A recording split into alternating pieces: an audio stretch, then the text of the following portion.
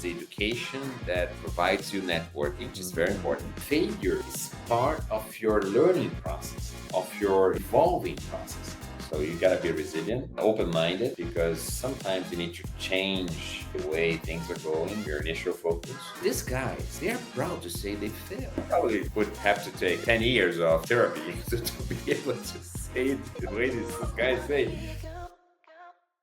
Sergio, it is really a pleasure to have you here. We've known each other for a while now, and it's really great to have the opportunity to speak with you and really here to learn more about you, your experience as an executive, as a professional. So thanks for making the time. No, thank you very much for this opportunity. It's been a while we don't talk. It's a great opportunity for us to update, about each other here. So just, Yeah. I'm absolutely, motivated, to talk about my career, etc., and any sort of, subject that would like to go deeper. Feel No, free. absolutely, and appreciate that. And I think we, as we've known each other for a few years now, I think that you have a lot to offer. You have a lot to teach to people who are growing their careers and who are progressing and who are looking at what the next steps to take. So great to have your insights here as well. Now, as we see Sergio, go to a LinkedIn profile or go to your CV. You're international executive. You are an investor in over 20 startups, a board member of a company that was recently sold for $1 billion. So it's a lot in your curriculum, let's say, right? But as as as that's where you are today. But as you think as how things got started, where that Sergio come from? What those early days look like. Uh, My early days. how Yeah, no, it's interesting because I always dreamed about being an engineer. Mhm. And when I started my career, I decided to become an engineer, an electronic engineer at that time, because at in the beginning of the 90s. Okay, so I think that I started university in 1998, if I'm not wrong.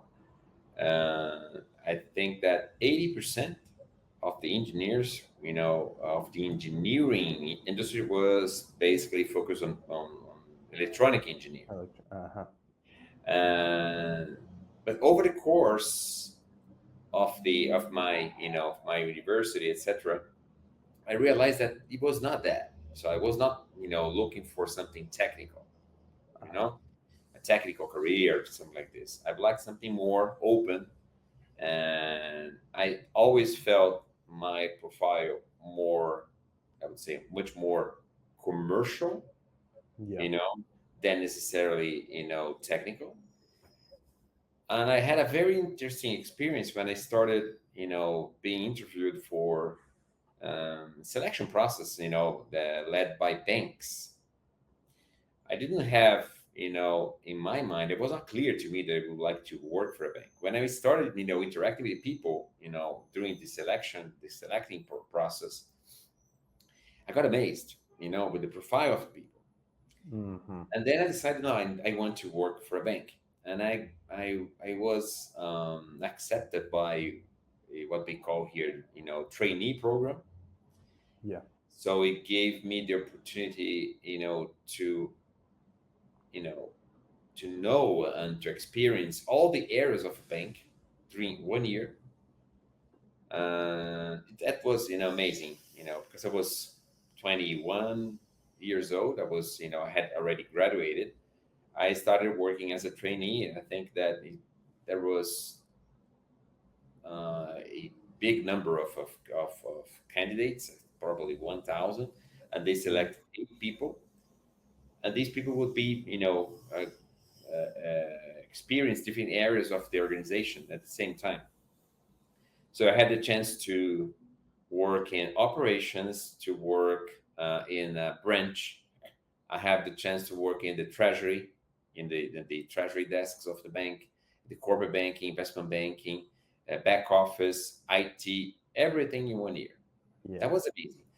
At the end of this process, the managers of that time, they got together and say, Sergio, from my point of view, should be in the commercial side. This other person should be in IT. This other person should be at the private, probably in the private banking side. So it was a on the job training Yeah. and on the job selection. Let me put it this way: you're in already, but the people internally, the managers, they would evaluate how you were performing in their areas, and they usually say no, like I want this person there. So that happened to me. The guy from corporate Uh-huh. banking said I want that guy, you know. So I Right. started working as corporate banking. It was interesting. I always recommend trainee programs because they give you a complete view of the company. you know you see the company from all of the perspectives. It's very interesting, and it gives you a chance to say, oh, this position here you know is pretty much aligned to my profile and to what I need and to what I planning to me you know Yeah. very that's the way I started my career. I thought that Right. it would be, it didn't happen afterwards, but I thought I would be working in the commercial corporate banking area for many, many decades. Right. And that's interesting because when you look at your career, you've been in the probably in the banking side, the financial markets, but it's you did a lot of different things in the space, right? A lot of different functions that you played. So when you made those changes, were those like conscious and you say, look, I want to get here, but in order to get there, I need No, to have no. these, and that. I Right. wish it had been this way, but I didn't plan, to be very honest with you. I, I, I I think that, for example, when I started as a corporate banker, right? Yeah. And then because I got involved in many structured deals Mm, at that time, it was the beginning of my career, right? And Brazil was going through a privatization wave at that time, you know. So I got involved in many privatization deals, etc. And then, I was invited to move to investment banking, mm, you know, because of the type of deals I was bringing, as a corporate banker, you know. And it was great because besides the commercial products that you sell in the bank, especially lending products and services like cash management, etc., I started to learn corporate finance products or structures or even capital markets like bonds, bond issuances, etc. It was very interesting. So I was expanding my knowledge in terms of financial yeah. services and products. And those changes, you were moved to one place to the other, one thing led to the other. But I see you also being very oriented to the education side of things. I mean, you Ah, have a lot. You did a lot of different programs, MBA. Well, your degree. So what has been the value of education to you, right? I think the education, and besides the knowledge itself, Yeah. the type of education I was looking for, is the education that also provides you networking, which is very Hmm. important. You know, So I did different sorts of postgrads courses like marketing, business, etc. I did a master in administration in FGV here. I also did another one in IESE, which is a combination. So the course took place in Brazil, Spain, and the US. what you get from all of these experiences is networking, besides the knowledge. I think you get you manage to be updated in terms of what's Yeah. going on, you know, and I think it also helps you on being a manager, not from a not simply from a soft skill point of view, but you also are you also feel able to drive people in the right way. I will give you an example. Yeah. I was working for Mambu, right? I was this general manager in Brazil. Mambu was built as any other, technological company. Was built on a IT framework. Let me put it this Mhm. way. So 99% of the knowledge inside the company is basically IT. Okay, different, I would say, different points of view of IT. So from development to Mhm. solution integration, to usability, whatever, right? But the focus is always IT. But Mambo was selling a core banking solution. A core banking solution is the heart, is the technological heart of any company, any banking business, Right. right? Any financial business. But I perceived that people on the front, they didn't have a clue about banking. And when you use a core banking, now you are building products inside of it, using parameterization and some other technologies, etc. Mhm. But the idea, the the, uh, the outcome of this system is a product, is a new product, right? Right. Be a lending or a cash or a current account product. But how can you sell a system or a platform, to a financial player if you don't know the outcome of your system? You don't know what your system delivers at the end of the day, because the person who is buying this is a banker, right? Yeah. So what I did was, I like say, look, let's stop right now. So I had probably 20 people here in Brazil. So it was the startup of the company here. So everybody's going. I'm going to structure a course like if it were a trainee formation course. Uh-huh. Uh, I picked, the modules that I did, the 20 years, 30 years ago. Uh-huh. Ah. I structured the very same course in 60 days. Okay. An We took intensive classes program. Yeah. daily. So I was part of the one of the teachers as well. And we formed a group of people who knew technology, deeply, but Mhm. also now we were able, to add banking knowledge. So at the end of the day, you have somebody who is a business technology person because they know the business and they know technology. They can put things together. They make the connection between Yeah. them. Yeah. Before this, people were selling like, the client may used to make a question, for example, regarding the product, a technical question, not regarding IT, but regarding the regulation, regarding the Yeah. product, the usability of the product from the client perspective. They didn't have a clue, Right. you Right. know. So knowing what you're selling, to whom you're selling, is very important. So it took me 2 months, but I changed completely, the profile of the salespeople, and not only salespeople, everybody who were related to client. But at the end of the day, even my secretary did a course. Right. You know, So everybody, everybody understood that.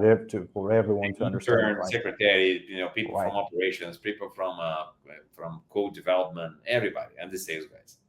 Right. So giving that mindset to the people, understand who you're selling to, and what those needs are and what's important to those people. That's interesting. Sergio, one other thing that's really interesting about you is the fact that you, and I mentioned this at the beginning of the conversation, you invest and you're an advisor as well to lots of different startups. So when did you actually start with that? At what point of your career you started? Okay, You know, you gave I, that first check, and interesting. A couple of years ago, let's say 8 years ago, I had a chance to. I was invited by a group of. It's a group of very young, Argentine,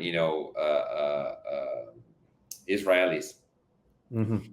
They organize what they call innovation experience. Right, And I yeah, remember I was, from their perspective, I was too old, to be part of the group. So I invited a friend of mine who also came from the financial markets, and we went together with with these guys for this innovation experience in Israel.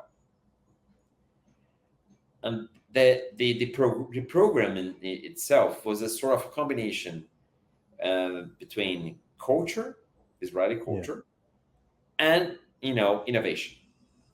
So we had a chance, to visit a kibbutz.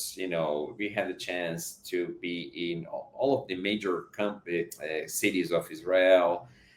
We met with executives. So we met with startups. We met, with scientists. It was amazing. Basically, 2 months, you know, getting this, this, I would say, is also is almost a post grad course in yeah. Israeli culture, in Israeli, way of doing business. And from that point of time, so I started to, it's very, very, small amounts in startups, etc. Probably Yeah. what they were 20, now they probably 5. I don't know, because many of them died over the course of this period. Uh-huh. But it's very interesting, because there I learned what is it, what a real entrepreneur is. People in Israel, they start a new business, and the business fail, and they start a new one. They do it 10 times. It's okay. What I mean, but like same person, one entrepreneur Same might fail person. one time, one fail They're the second learning time, third. from their learning. It's okay. There's no ego management involved. People are not here in Brazil, Yeah. in Latin America in general, right? We Hmm. don't like that. We don't like to say that we fail. No, No, of course, no, no, my yeah, no business one likes didn't work. it. We Yeah, try to tell a different story. We covered it up somehow, right? yeah. But these guys, they are proud to say they failed. It's different. So I got surprised, because wow, but he says that naturally, you know. So I Hmm. would probably would have to take, I don't know, 10, at least, 10 years of therapy to be able to say it the way this guy say. But He's that's true. accepted. Yeah. They are No, born this yeah, way. They are born this way. And it's really amazing. Really amazing. Amazing. Amazing. And they keep fighting, they keep trying, and at a certain point of time, you know, they'll hit it, right? they hit it. Amazing. I mean, I really, I when I left, this program, I left different. Actually, I felt different, Yeah. uh, because you really understand, and but unfortunately, we are, they experience a very tough moment at the moment. But even 8 years ago, 7 years ago, I remember that, you have, I downloaded a app.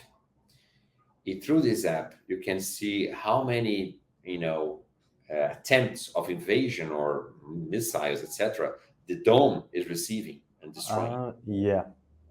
in real time. It's amazing, amazing. You know, it's a different culture, but it's a culture that drives you to be innovative. Yeah. This Right. whole culture, this whole environment, these guys live in, drive them to be innovative. It's amazing. It really And amazing. I'd do like to go back there in soon. and do you think that the fact that they see failure as a just as part of the process, just they Failure see is with part of it. pride. part of life. You know, failure is not for you to be, embarrassed or for you to be, ashamed of. Hmm. Failure is part of your learning process, of your, evolving process. Yeah. You know, I found this so amazing. So it's really, I would recommend to anybody, should go to Israel and spend, 2 months there, 1 month at least, and understand the culture, Yeah. understand this business environment. And I think that I don't remember the exact data, but I think that Israel has the most amount of startups per capita than any By other far, country in the world, by right? But by as far. well, they're the ones, that bring, strong innovations, and because they probably try something, they fail until they hit it. And yeah, well, that's an interesting perspective, right? Because here, let's say, Brazil, Argentina, Latin America, you it's not right to fail. You don't people don't see it as a We don't digest we faith. should, Yeah, but we should. I think our ego doesn't allow us to, Yeah, to speak about failing, so openly. yeah, We felt bad. We feel bad. We feel. So I don't like to speak about it. right. And you come up with these stories to give an excuse, why it didn't work. So probably we were gonna blame somebody else. But And I don't know. and yeah, It's different. It's different. you It's amazing. Amazing. I, you mentioned there that you learn what a true entrepreneur was. Since you work a lot with fintech, part of an association, and you invest in all these different startups, is there, besides probably the failure aspects and the uh, mindset towards failure that entrepreneurs have, what do you see are some common characteristics or of the successful entrepreneurs that you saw so far? Well, um, you saw someone, a group of people that recently yeah. like had a pretty nice. I think first of all, Uh, resilience. yeah. You gotta be resilient. Because instead you're gonna give up in the very first block in the street, in your road. You're gonna give up.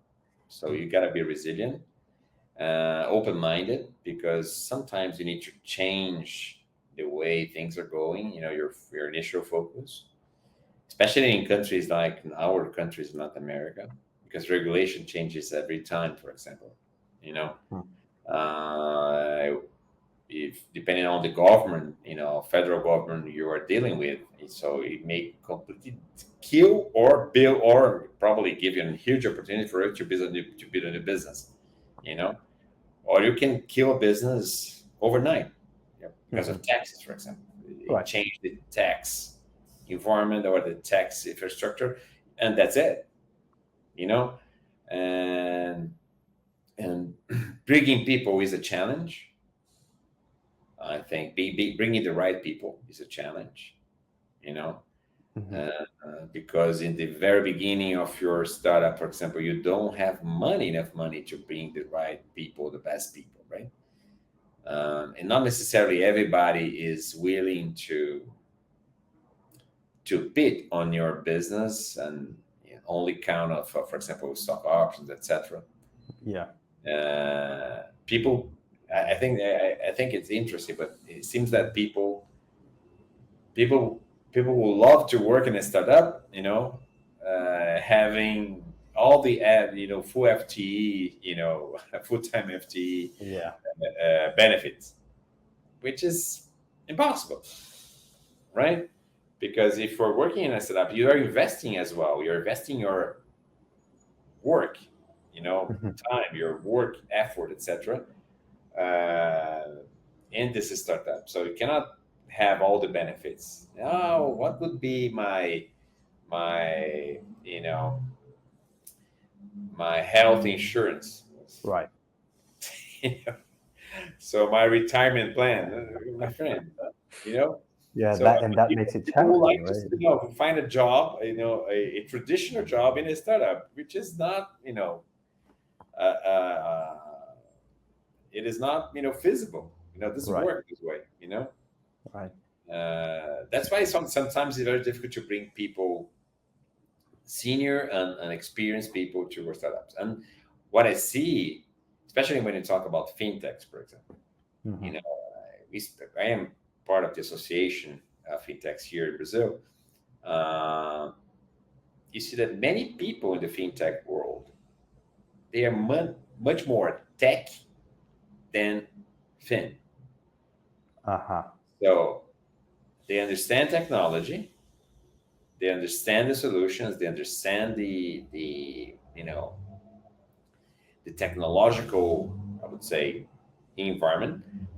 When it comes to finance itself, like products, type of markets you have in finance, uh, and services, etc. Yeah, I don't know. I don't think they're very well prepared. Mhm. Right. So that's why I think that we are going to go through a phase now where these companies are going to be filtered, or they are going to have to, combine them. I'm gonna think. I think we're gonna have many mergers between those companies because they lack financial knowledge. Knowledge. You know, it's clear to me. They lack financial knowledge, and at the time they start, working with bigger players or banks, etc., more sophisticated.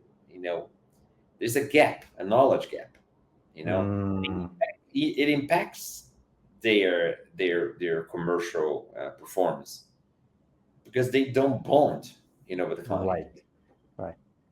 Right. There's a missing point there. Right. Sergio, just want to be conscious of your time. You have to go. Yeah, I have to go, but All right. let's do it again. Let's speak Le- about other subjects as well. I think it was very good speaking to you, and thank you very very much for the opportunity here. Let's do more of this.